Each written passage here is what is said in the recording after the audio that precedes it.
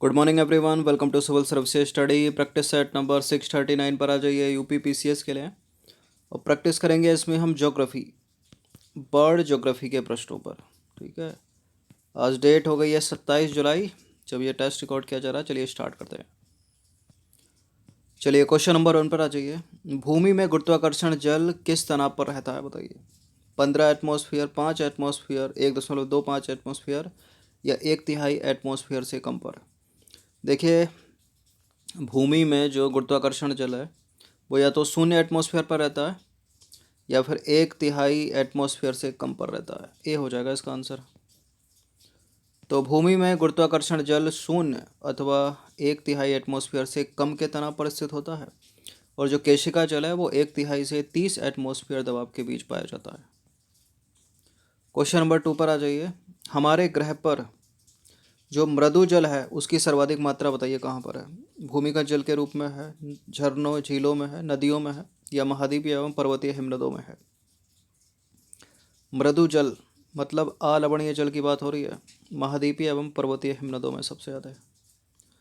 तो देखिए, पृथ्वी पर अगर हम 100% जल मान लें तो उसमें से जो 97% जल है वो खारा है, खारा।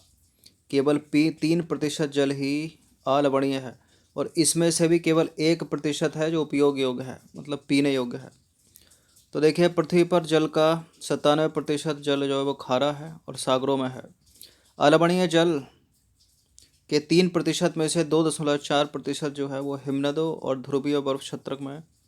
ठीक है, जो उपयोग योग्य नहीं है, कि उपयोग योग्य 1% या उससे भी कम है। क्वेश्चन नंबर 3 पर आ जाइए। पृथ्वी पर अधिकांश अलवणीय जल बर्फ और हिमनद के रूप में रहता है। शेष अलवणीय जल का सबसे अधिक भाग बताइए।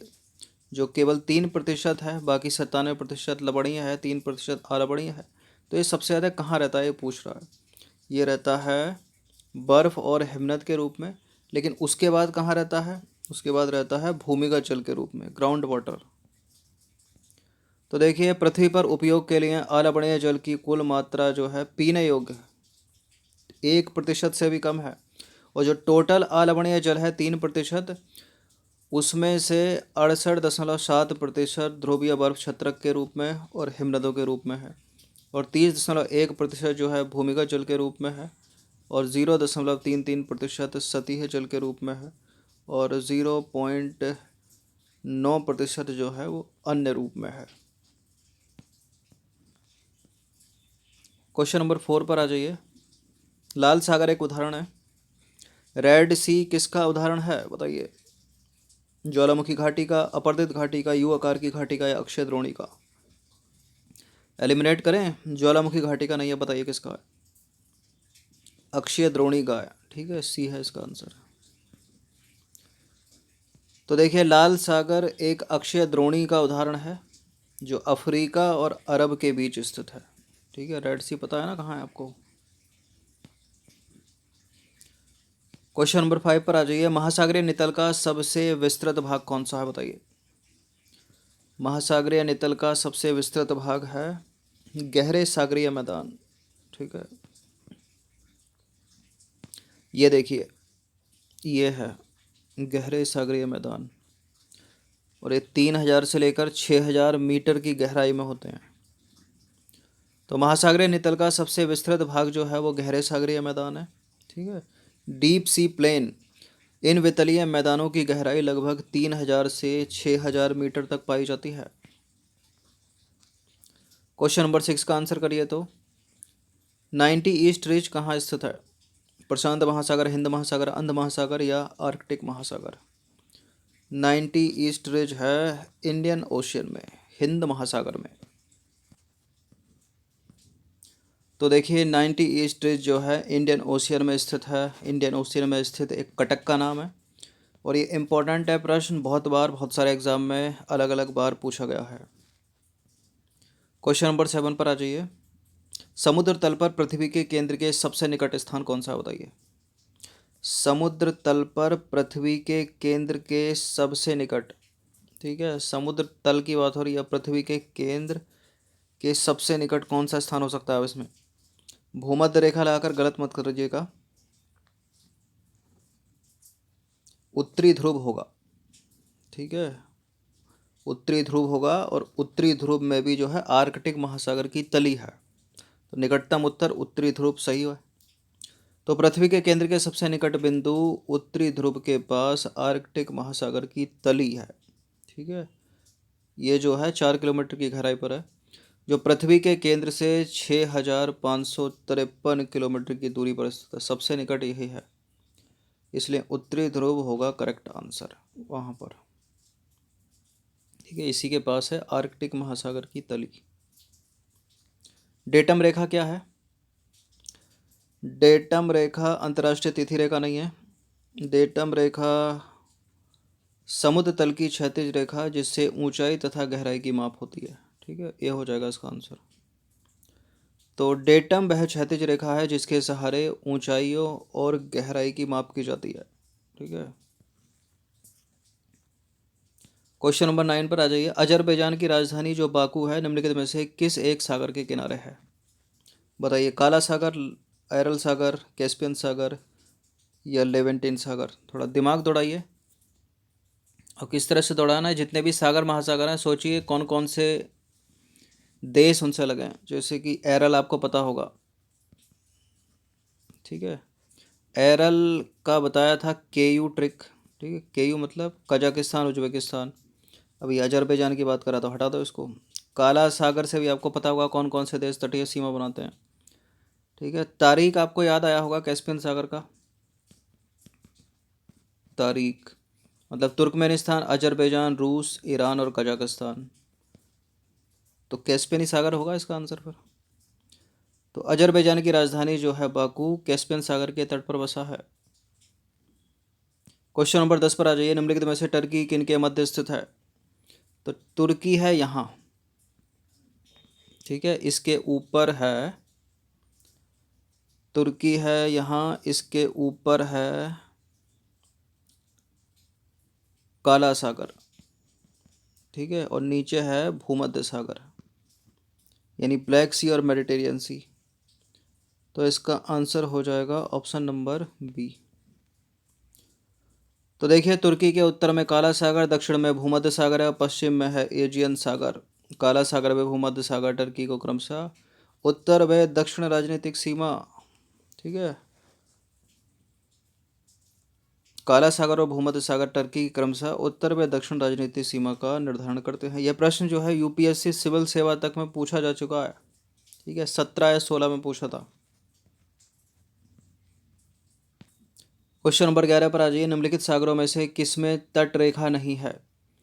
तटरेखा ही नहीं है, यानी महासागर के बीच में कहीं यहाँ फैला होगा ये, ठीक है, और कुछ ना कुछ पाई जाती होगी इसमें वनस्पति वगैरह तभी, ठीक है, इसको एक नाम दे दिया है बीचों बीच। अब काला सागर की सीमा आपको पता ही है, स्थलीय सीमा विभिन्न देशों से लगती है, तो इसको तो वैसे ही हटा दो। कैस्पियन सागर का भी तारीख कोड, इसको भी वैसे ही हटा दीजिए, ठीक है, सरगैसो सागर हो जाएगा ये, ठीक है, सारगैसम वनस्पति पाई जाती है यहाँ पर, तो इस एरिए को जो है नाम दे दिया है सरगैसो सागर। तो देखिए, सरगैसो सागर जो है उत्तरी अटलांटिक ओशियन में स्थित एक जलीय क्षेत्र है। यह सागर पश्चिम में गल्फ स्ट्रीम, उत्तर में उत्तरी अटलांटिक महासागर, पूरब में कनेरी जलधारा और दक्षिण में उत्तरी अटलांटिक विषुवतीय धारा से घिरा हुआ है। इस क्षेत्र में सारगैसम नाम की वनस्पति जो है बहुतायत में पाई जाती है, जिस कारण इसका नाम सरगैसो सागर पड़ा।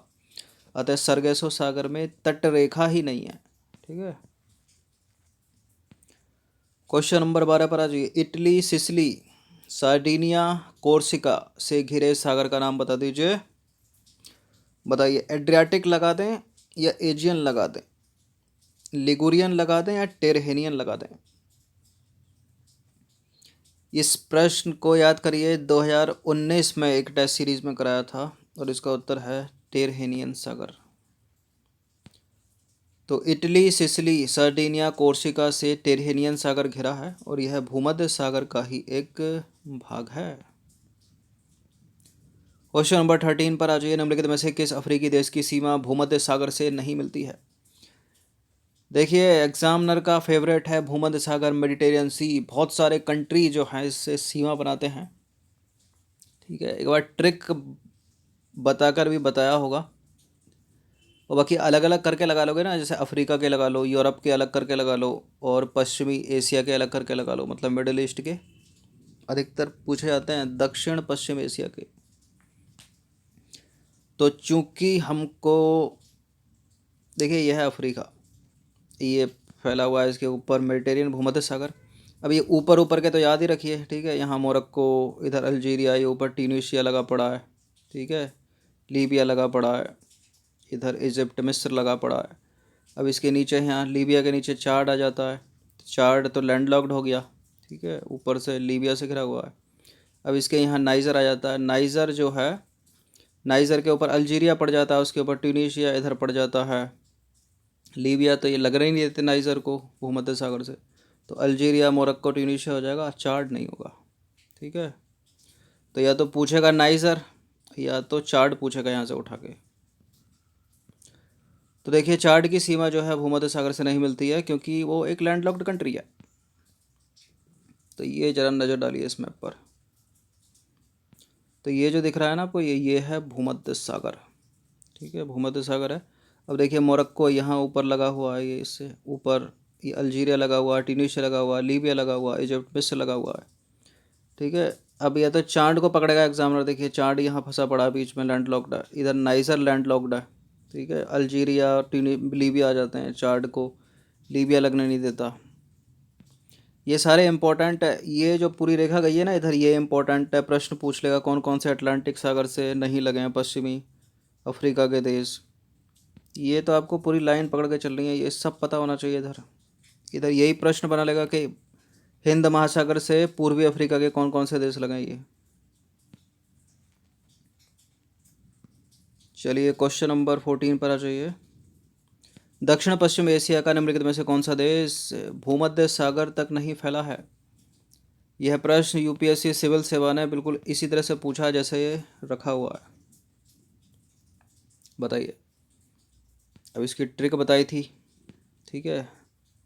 ये तो बड़े ही इंपॉर्टेंट है दक्षिण पश्चिम एशिया के, तू इससे ले, तू इस से ले, याद रखना, मतलब तुर्की, इस इज़राइल से सीरिया ले लेबनान। अब जॉर्डन तो है नहीं इसमें, ठीक है, जॉर्डन नहीं होगा।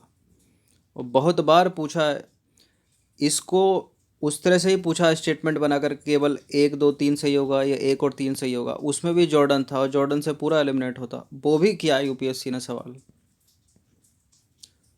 तो देखिए दक्षिण पश्चिम एशिया के जॉर्डन देश का विस्तार जो है भूमध्य सागर तक नहीं है। जॉर्डन के दक्षिण और पूरब में मिलेगा आपको सऊदी अरब, और उत्तर पूरब में मिलेगा इराक, उत्तर में मिलेगा सीरिया, और उत्तर पश्चिम में मिलेगा फ़िलिस्तीन और इज़राइल, ठीक है। यानी इज़राइल बीच में आ जाता है, फ़िलिस्तीन आ जाता है, ये लगने ही नहीं देते भूमध्य सागर तक इसकी सीमा। क्वेश्चन नंबर 15 पर आ जाइए। निम्नलिखित में से कौन सा सबसे गहरा सागर है, बताइए। दक्षिण चीन सागर, बेरिंग सागर, भूमध्य सागर या जापान सागर। सबसे गहरा इसमें है दक्षिण चीन सागर। उसके बाद अगर पूछें तो उससे कम गहरा है बेरिंग सागर, ठीक है, और उससे कम गहरा है भूमध्य सागर, और सबसे कम गहरा है जापान सागर। जापान सागर यहाँ 37,000, ठीक है, और 3,700 समथिंग जो है उसकी गहराई है। ये 4.5 के लपेटे में, और ये 6 है, 6 के समथिंग, सॉरी 5 के समथिंग।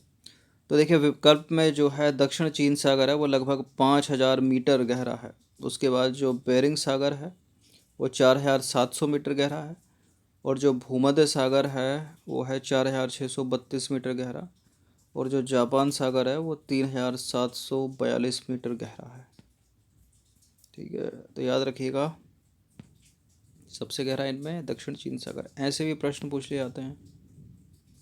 तो 15 प्रश्न थे ये यूपीपीसीएस के वर्ल्ड ज्योग्राफी के, ठीक है, यूपीपीसीएस के लिए वर्ल्ड ज्योग्राफी के। इनकी प्रैक्टिस एक बार कर लीजिएगा। धन्यवाद।